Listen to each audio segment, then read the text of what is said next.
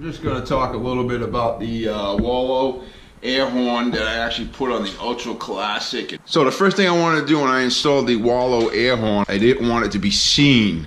So what I did was I found a spot which was between the right rear side of the fender and the right bag. So there's actually enough space there you can actually put that horn in. It's right in between. The bag sits in here, and this is the tire itself. Plenty of room. I got about 1 inch on the bracket from the tire. What we did here is I made a bracket out of steel, and then I just bent it.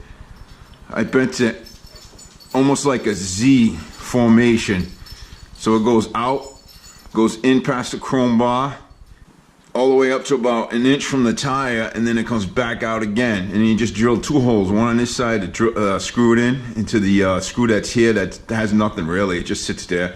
So you screw it into that, which I think that one connects to the fender.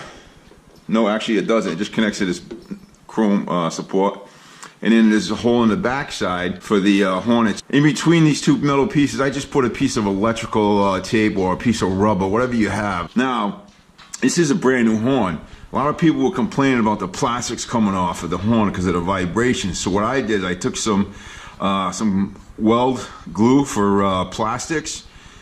The stuff that you use on like plexiglass and stuff, and I just added to the seams more glue. Okay, and then what I did was I used a tie wrap because people complain about the horn covers coming off. I just put a tie wrap around both sides, both horn covers. There's one on each side, and then I just used that glue to hold the tie wrap in place. So with the vibrations, you know, it won't fall apart. And I got to tell you, it's worked great. I also put a tie wrap around this piece here just in case. So it's just preventative because I've heard people were having problems with these covers falling off and these were coming apart. So now this is real simple to wire up. What I did is I kept the original horn on this bike.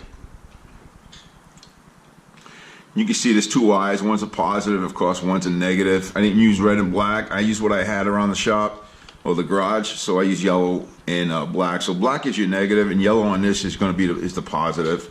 This tie wrap is actually holding the wires to the horn itself so they don't hit the wheel. And then I ran them up the chrome bar, up the side here. Ran it all the way across. Okay guys, I didn't actually button the bag in place, but you can see with the bag, if it was in place, if I put in the pins, that's the way it would sit. You can't even see that horn. Can you tell it's even there? Probably not if I didn't tell you. When I blow that horn, or both horns, because it's all on the same switch, it's actually working off of a relay. I had to put a relay in it. It'll come with the relay. So the relay's in. So, and then I got it basically running off the other side and runs off the battery for the power because it does suck up a lot of juice. But long story short, people come into my lane, I hit that horn, they know I'm there. It's a great safety feature, great way to hide it. And like I said, the bracket, just a piece of metal, bend it. You guys can try that. Good place to put it. It's been working. I've had it for 1.5 years now, and no problems with it. I used to keep checking it just to make sure it wouldn't vibrate off and stuff, and it's great. So I hope that helps you. If you guys want a little bit more safety while you're riding out there, you can add an air horn to your system. I got 2 horns now, so it's really loud, and people hear you. Thank you all. I'll see you all later. Bye.